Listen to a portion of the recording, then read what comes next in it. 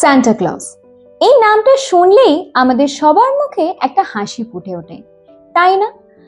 ছোটবেলা থেকে আমরা শুনে আসছি সান্টা ক্লজ আমাদের প্রচুর গিফটস দেয়, আর ছোটবেলায় আমরা ওই গিফটস গুলো পেতামও, কারণ আমাদের বাবা মারা আমাদের লাইফের সান্টা ক্লজ হয়ে আমাদের পছন্দের গিফটস গুলো আমাদের দিতেন। তাই আমরা প্রত্যেক বছর এই গিফটস এর আশায় ক্রিসমাস সেলিব্রেট করি। কিন্তু কে আসলে সান্টা ক্লজ, কি বা তার ইতিহাস, চলুন জেনে নিই।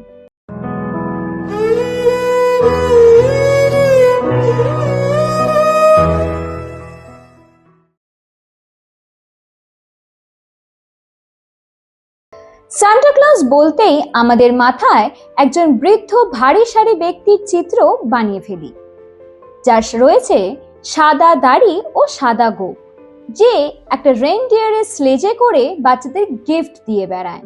কিন্তু কে আসলে সান্টা ক্লজ? সান্টা ক্লজের আসল নাম হলো সেন্ট নিকোলাস বা ক্রিস ক্লিং। সবাই ওনাকে সেন্ট নিক বলেও ডাকতেন।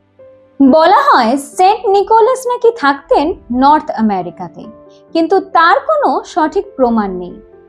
সেন্ট নিকোলাসের ওয়াইফ ছিলেন জেসিকা, যাকে সবাই মিসেস ক্লজ হিসেবেই জানতেন। সেন্ট নিকোলাস 24শে ডিসেম্বরের রাত্রিটাকেই যেহেতু তার গিফট দেওয়ার দিন হিসেবে ধরে নিয়েছিল, তাই পুরো বিশ্ব মনে করে সেন্ট নিকোলাসের জন্মদিন 25শে ডিসেম্বরে, যেদিনকে জিসাস ক্রাইস্টের জন্মদিন। কিন্তু অ্যাকচুয়ালি বাইবেল মতে এটি সঠিক নয়, কারণ সেন্ট নিকোলাস জন্মেছিলেন 3য় শতাব্দীতে, কিন্তু জিসাস ক্রাইস্ট তার 280 বছর আগেই মারা যান। তাই বাইবেলের সঙ্গে সেন্ট নিকোলাসের কোনো সম্বন্ধই নেই। সবাই বলে সেন্ট নিকোলাস অনাথ ছিলেন, তাই জন্যেই তিনি তার মা বাবাকে ঈশ্বরের মধ্যে খুঁজে নিতে চেয়েছিলেন, এবং ঠিক সেই কারণেই তিনি তার পুরো জীবন ঈশ্বরের প্রতি নিবেদন করে দিয়েছিলেন। তিনি বড় হওয়ার সাথে সাথে ঈসাই ধর্মের পাদ্রী হন এবং তার পরপর বিশপ। তিনি ছোটবেলা থেকেই মানুষদের সেবা করতে ভালোবাসতেন, গরিব দুঃখী ও বাচ্চাদের উপহার দিতে পছন্দ করতেন। কিন্তু এই কাজের জন্য তিনি নিজের পরিচয় গোপন রাখতেই পছন্দ করতেন। তাই রাতের অন্ধকারে আলোর মতো প্রত্যেকের দরজায় এসে তিনি উপহার দিয়ে যেতেন। আর এই কারণেই সেই দিন রাতে বাচ্চারা তাড়াতাড়ি ঘুমিয়ে পড়তো উপহার পাওয়ার আশায়। বলা হয় সেন্ট নিকোলাস নাকি এরম প্রচুর মানুষের উপকার করেছেন। তার মধ্যে একটি গল্প হলো, এক ব্যক্তির 3টি যুবতী কন্যা সন্তান ছিল। তাদের দারিদ্রতা এতটাই ছিল যে এক বেলার খাবার জোগাড় করতেও তাদের দারিদ্রতার সম্মুখীন হতে হতো। এই জন্যে তিনি তার 3 মেয়েকে চাকরি খুঁজতে বাজারে পাঠিয়ে দেয়। কিন্তু অনেক চেষ্টার পরেও যখন কেউ তাদের 3 মেয়েকে চাকরি দেয় না, তখন তারা হতাশ হয়ে পড়ে।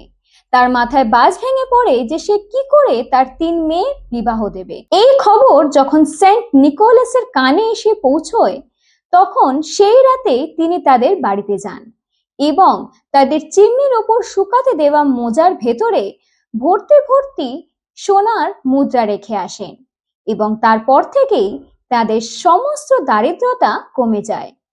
এই খবর যখন পুরো এলাকায় ছড়িয়ে পড়ে, তখন থেকে শুরু হয় ক্রিসমাসে মোজা রাখার একটি প্রথা।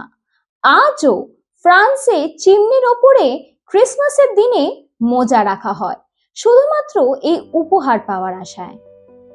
6 ডিসেম্বর সেন্ট নিকোলাসের মৃত্যু হয়। সবাই এই দিনটাকে নিকোলাস ডে হিসেবে আজও সেলিব্রেট করে, অথচ এটা বলা হয় নাকি সেন্ট নিকোলাসকে কেউ কখনো দেখতেই পায়নি।